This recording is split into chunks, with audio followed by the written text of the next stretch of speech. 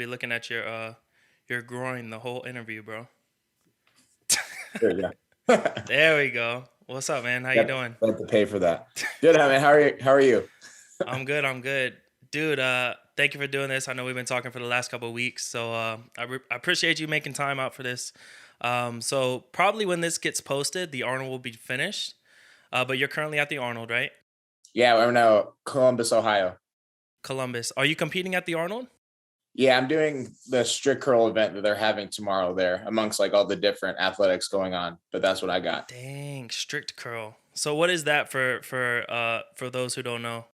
I So know what it is, but yeah, I got you. So strict curl is essentially what it is, a strict curl. So a lot of times you see in the gym people that are doing curls like heavy, they're swinging, they're using momentum. This is essentially testing your brute strength with a curl without momentum. So your head, back, and shoulders need to be against the wall, legs straight, and then you're going by a judge's command. So it's pretty much like to the T what a curl should be. We just as gym bros, we've kind of gotten away yeah. from that. But yeah, so that's essentially what it is. And you have to lean back up against something, right? Or is that just for extra like Yeah. balance? Yeah. So in training, I'll typically just pick whatever flat wall I can get by. But for this, there's like specific platforms that they have set up. So just like a padded, essentially like a vertical standing bench, if you want to call it that. And then Right, you right. kind of take the bar off the rack and go about it like that. So I've been following you on your Instagram stories, and I guess you have to make weight for that too, right? Yeah, so it has weight classes just like regular powerlifting or like any combat sport. I picked 198 for this one, so I've been trying to make sure that I was on point for the weight class leading into this meet. I was about 216 a couple weeks ago, which was kind of my fault. I ate like crap, but in 10 Probably days worth it. I got down to 196. Yeah, so about 20 pounds in 10 days. Dude, what's your secret? Because I remember, and we'll get into like your bodybuilding competitions as well. But like, I remember you made a post a while back. Like the secret was to just eat air whenever you're just hungry or something. Like, so you lost No, like well, 25 pounds. I lost 50 pounds in 10 weeks for that one. Um, I mean, so here's the thing: when it comes to extreme weight loss, it's something that I never recommend. There's certain circumstances where if you are planning to do something typically competitive, sometimes you have to do what's not necessarily like by the textbook as far as like taking things slowly and taking your time and being very strategic. Losing 50 pounds in 10 weeks for most people is not something that I would recommend due to the fact that if you're losing that much body weight that fast, you're probably very low on calories. If you're very low on calories, there's other health issues that could possibly arise from that. So it's not something anyone and everyone can do. It's just something that through time and doing sports where you have to make weight all the time, I understand my body's limits because of the fact that my body actually retains a lot of water. There's about like a 20-25 pound like initial gap that I can close off pretty fast, you could say. And then the remaining 20-25 is the actual fat loss or whatever else comes about it. With this one specifically, I typically hover around like 203, 205. But if I fall off for like 3 or 4 days of just eating whatever, my body, again, it retains a lot of water, higher carbohydrates, higher sodium intake. My body retains water. So in order to get that off really fast, so for example, like this last time, 10 days, I initially obviously clean up my diet, make sure that my foods and everything are clean, make sure I'm eating foods that are going to allow me to have energy and training, but not necessarily cause my body to want to retain anything that I'm putting in it, meaning everything's relatively clean, like whole foods, sweet potatoes, vegetables, your typical protein, so on and so forth. Then I do a water loading phase where I'm drinking like 2 gallons a day at least to where my body can flush out a lot of that excess water retention. Maybe a couple saunas here and there throughout the week, but a lot of my exercise does that for me with jujitsu. And then as the weigh-in time gets closer, I take that down to like a gallon and a half, a gallon, until like the last couple of days. I'm kind of drinking sparingly, like maybe up to half a gallon a day. And then the day of the weigh-in, I just kind of drink as much as I can without going over. Right. Yeah, I'm a huge UFC fan, so like I'm familiar with like the camps and like how intense it is, like leading up to that last week where you have to weigh in and stuff like that. I've heard stories where dudes are like in their hotel rooms, like wrapped up, trying to sweat out their last few pounds because they have to weigh in the next day.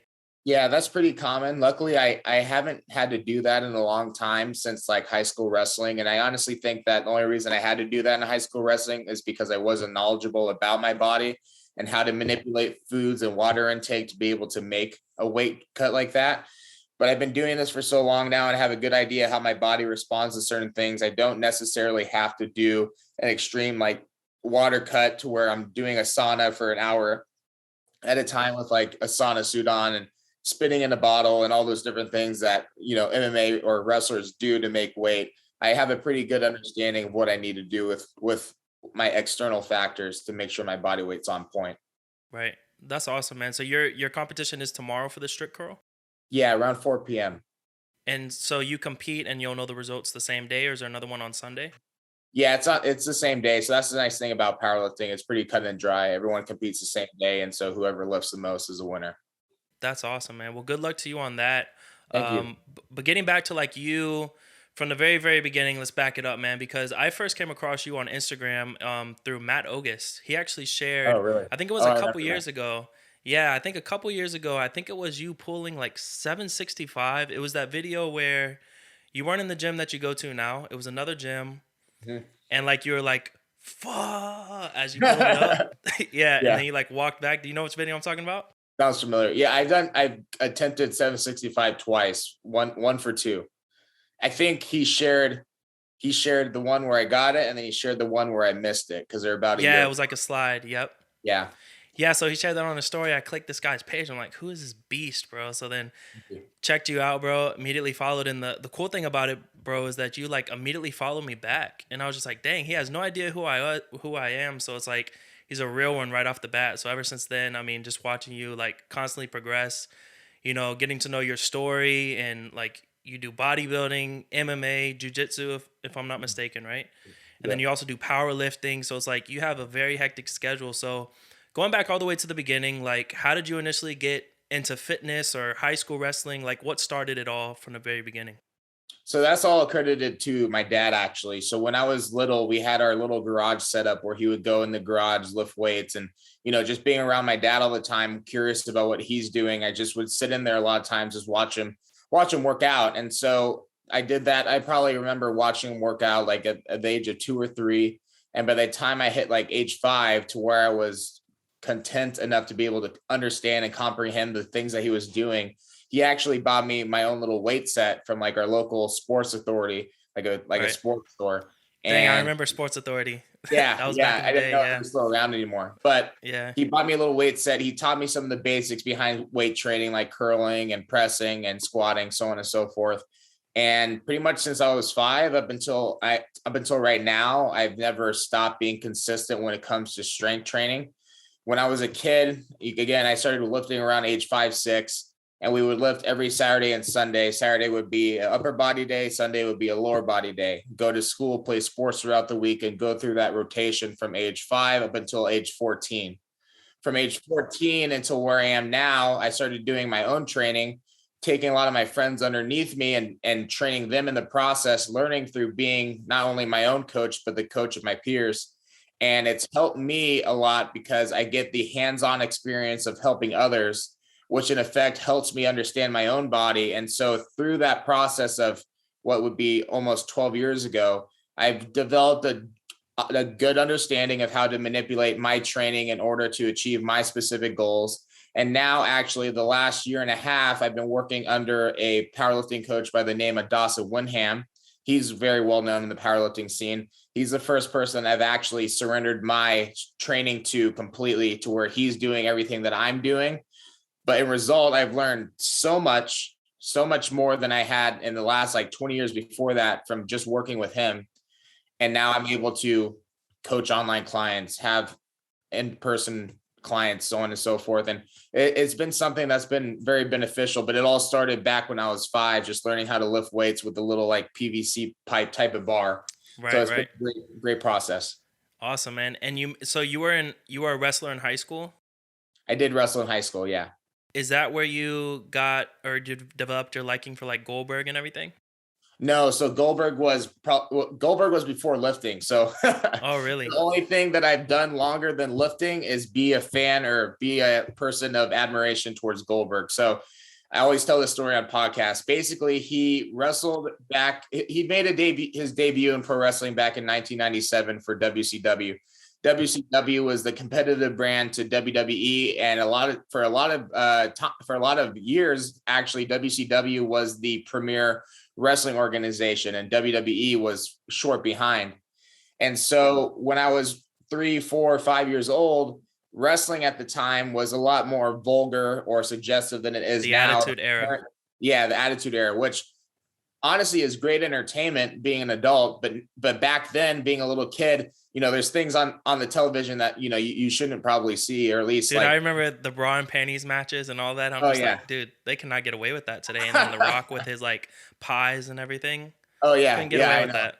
I used to turn on the TV late at night when my parents weren't awake and like try to keep watching all that stuff. Yeah.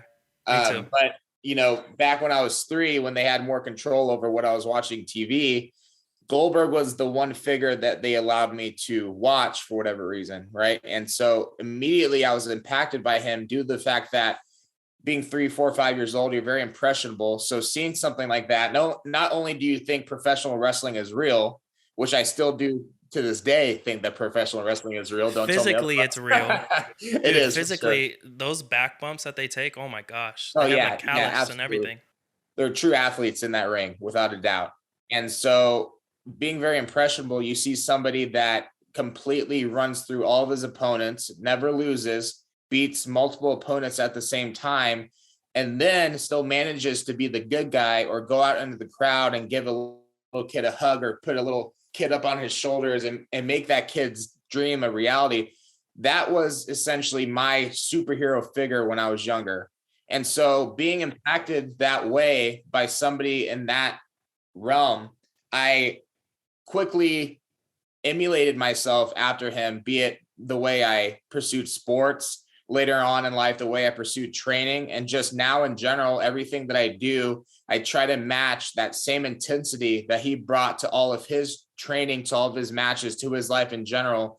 I try to match that to mine. And in some way, shape, or form, I'm doing something every single day that reminds myself or emulates a Goldberg-esque type of manner, just because he's a very humble guy, extremely soft-spoken, but just a complete savage when he needs to be.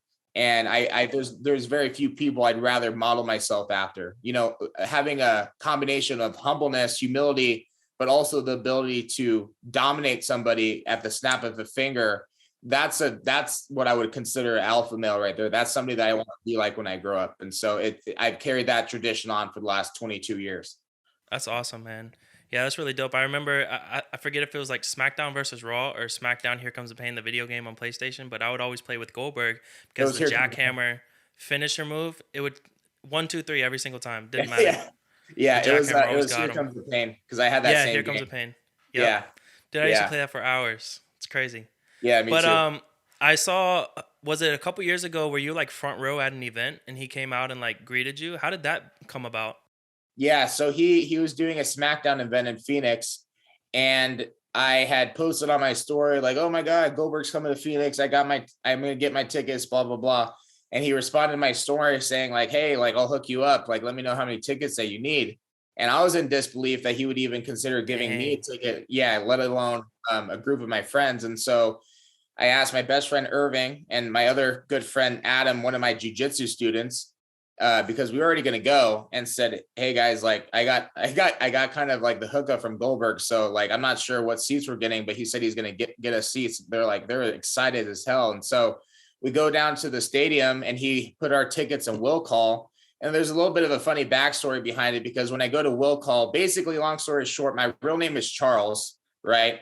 But everyone knows me as Jimmy. So when I go to will call and I try to get the tickets, I say that's under Jimmy. She asks for my ID. It says Charles, and she's not giving us tickets. And I'm like, I'm not joking. Like Goldberg himself gave us these tickets. Yeah, and, it looks suspect. Yeah, the guy next to us wearing a Stone Cold shirt, he's like, "Goldberg, yeah, good one." He's like laughing at me. I'm like, "No, I'm serious. Like, I'm not joking. Yeah. I'll show you the text." I'm like, but eventually she's like, "Oh, okay, I see it," and she gives us the tickets. And so I was a little bit salty that the Stone Cold fan didn't believe me, for one.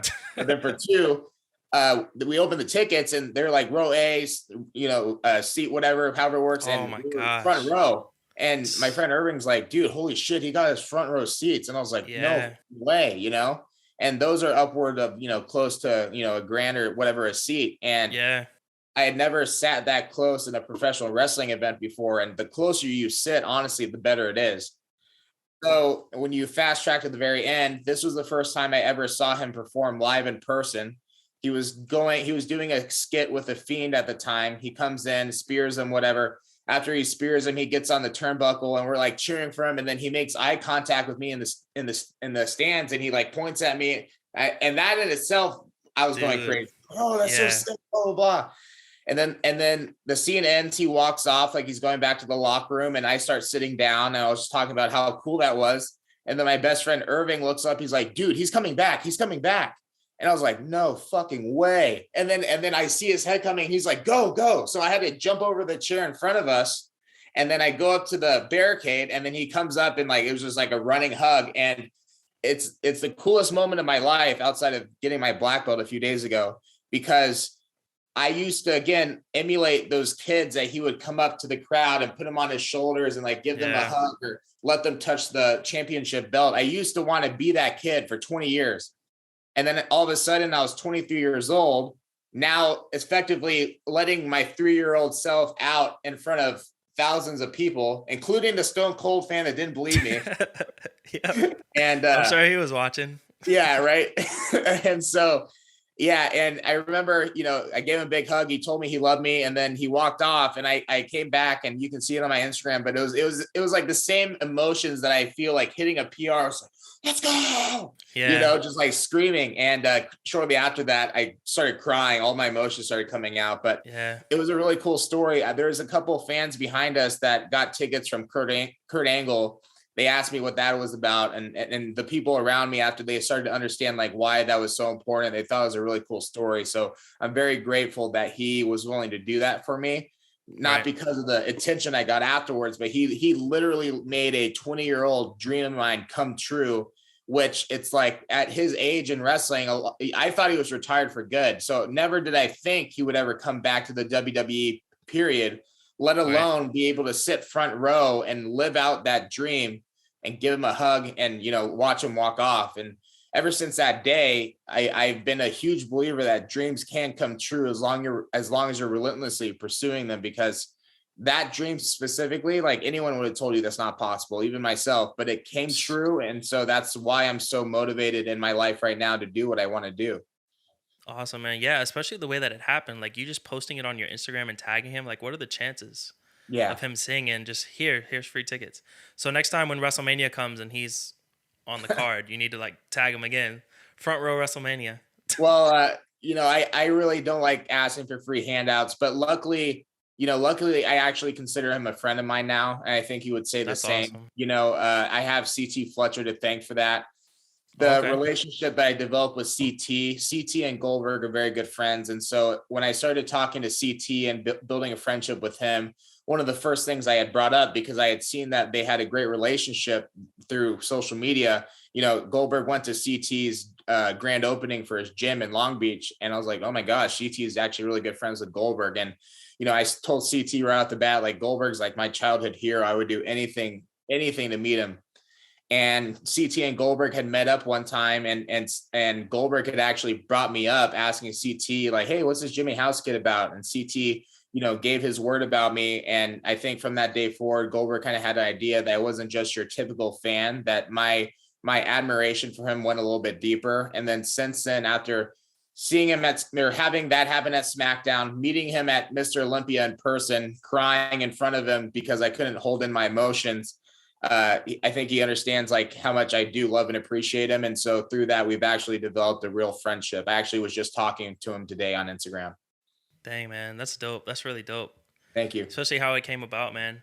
Absolutely. So yeah, I'm a huge wrestling fan, so I love that story. But switching gears here. So while we're on the topic of CT Fletcher, bodybuilding, you've competed in the past in bodybuilding competitions, right? I have 2 under my belt. Yeah. What division did you compete in? Was it classic? My last one where I got my pro card in natural bodybuilding was classic. You got your pro card. And Was yeah, for natural bodybuilding, yeah, I is got it for the that WNBF? INBA. They're the one that INBA. do Okay, the natural Olympia. got it. Okay, dang, that's Yeah. dope, And bro. before that, I did my first show when I was 17. That was before the classic even came out. So I just did teen bodybuilding and like men's open bodybuilding at the time. Dude, what do you think is like more like harder, either going through a prep for that or like cutting weight for like a fight or like MMA? What do you think is more intense? The physical training of jujitsu or MMA or wrestling is 10 times more intense than it would be for bodybuilding. Even like through that caloric deficit and everything?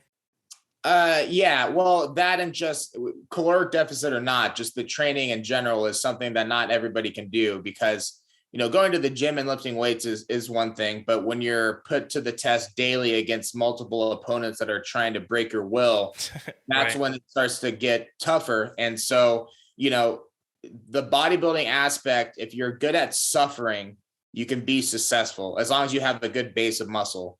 But when it comes to jujitsu, MMA, wrestling, any combat sport, you train your hardest, you do the technique, you do the diet, and you're still not necessarily guaranteed success, which you Right. aren't in bodybuilding, but even less in those sports because you can do all the preparation correctly and have no idea how you're going to fare because there's still a whole entire human being for you to actually conquer before you get your hand raised. With bodybuilding or powerlifting, you get, in my opinion, about 95% of the idea on how well you're going to do during the preparation. Bodybuilding through the diet, through the cardio, through the training. Powerlifting through obviously diet to some extent, the training to even greater extent. You have a very fair idea of how you're going to do at the competition because of your training, how you're doing your numbers, so on and so forth. And for MMA, besides coming into a match or jujitsu, besides coming into a match with a fair amount of confidence, you really don't know what's going to happen because you could go against anybody. You don't necessarily know who you're going against all the time. Something bad could happen. You could get hurt during the match. They could pull some move that you didn't see coming, so on and so forth. So there's so many more variables out of your control in combat sports, which is why I believe doing all three, jiu-jitsu, MMA, wrestling, would be the hardest overall.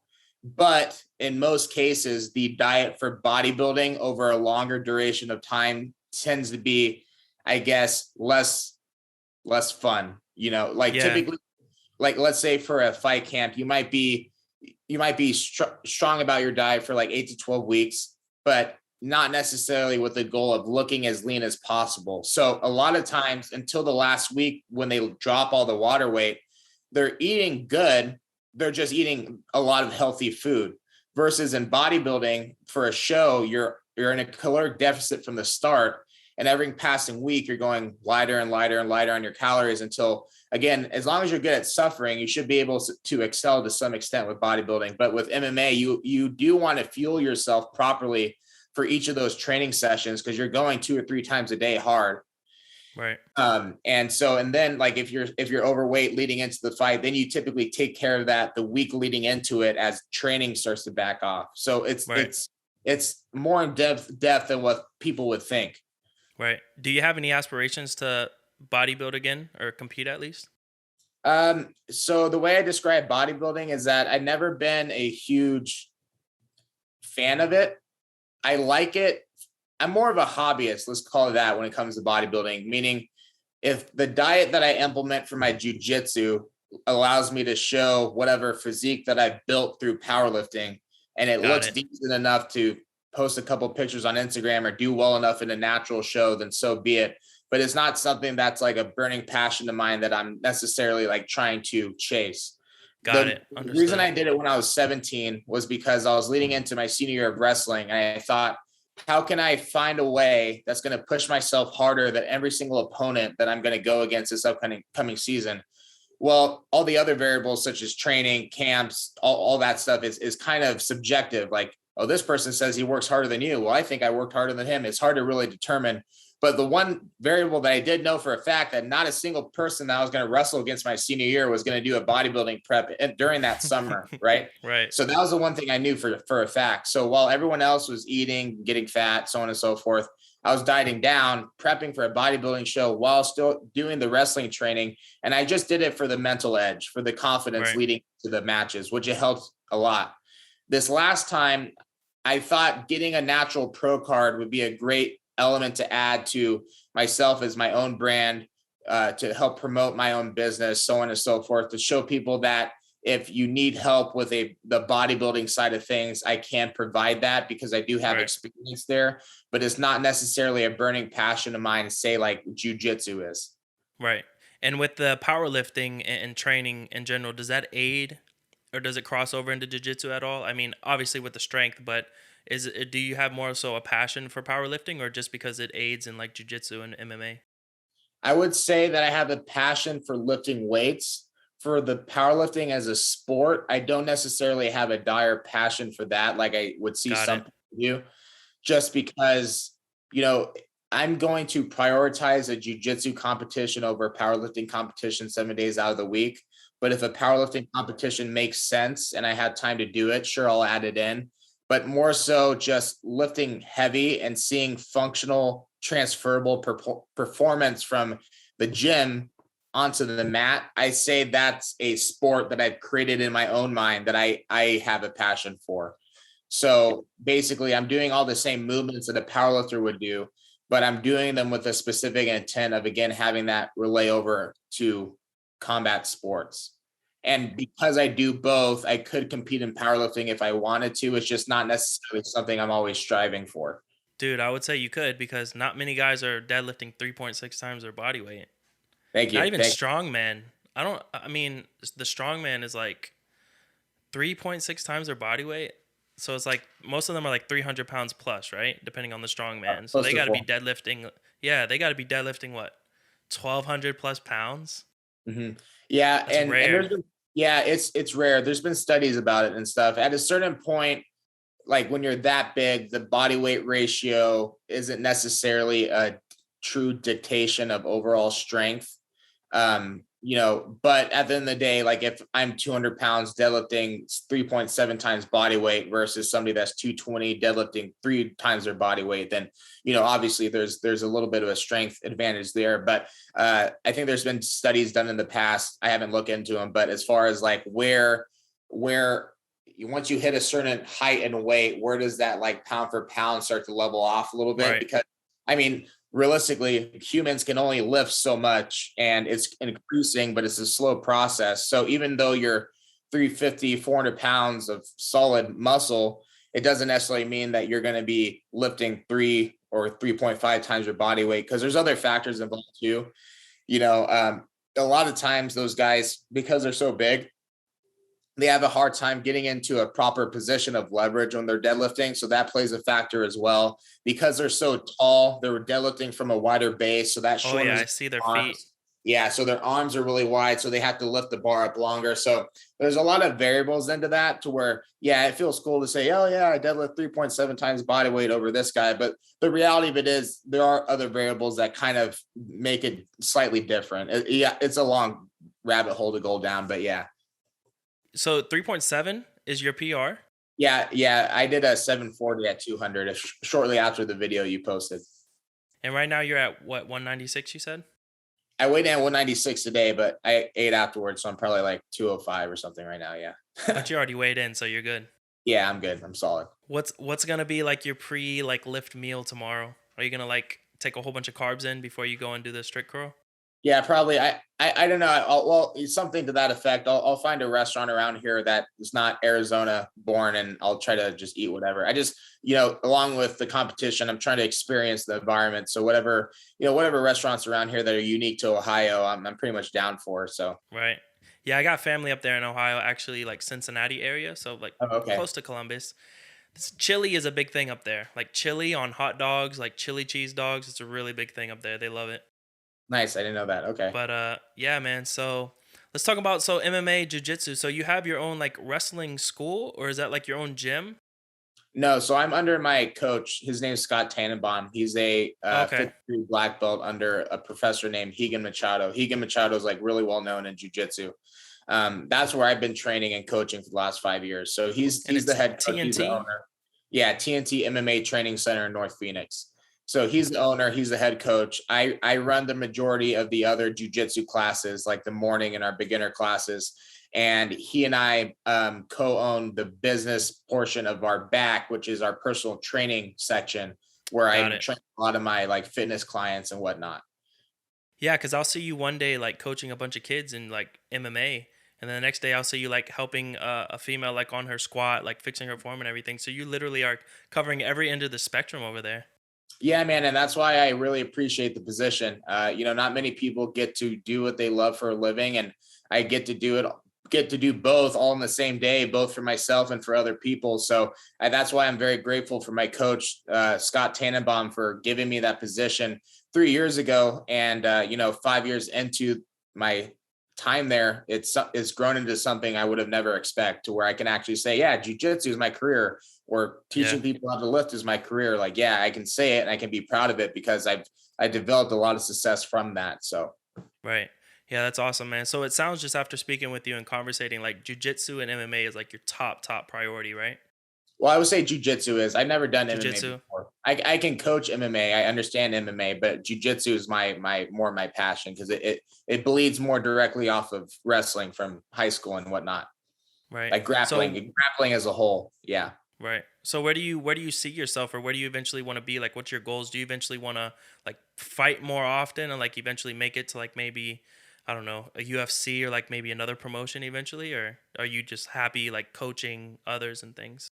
So you have to check out my black belt post that I just posted. I posted a couple of clips from there, but I essentially talk about my aspirations and whatnot after getting this black belt. And since getting my black belt on Tuesday, I've already started a lot of the process of getting with my various connections when it comes to starting a journey getting into the WWE or another Oh, pro wrestling nice. organization, but ideally the WWE. Yeah.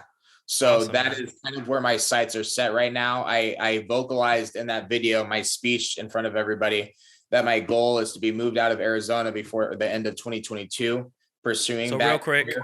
Yeah, go just to ahead. interrupt you, what's your Instagram for those listening so they can check it out right now? Yeah, my Instagram is jhouse182. The letter JHOUSE 182, Got it. or Okay. type of Jimmy House and it'll come up. So you eventually want to. So I'm in Orlando, Florida. So Yep, wrestling is huge exactly. out here. NXT, AEW. I don't know if you're familiar with them, but they have their pay per view. I think on Sunday here, Revolution or something. Yeah. So yeah, very familiar with the area. So their WWE, if I were to get a tryout, they would send me out to Orlando at their training center. If I were to pass that tryout, then they would have me move out to Orlando to train at their developmental center with their coaches and whatnot until I was ready to get on the big screen. But yeah, that so essentially I would be trying to be your neighbor here at some point within this year. Yeah. That's my goal.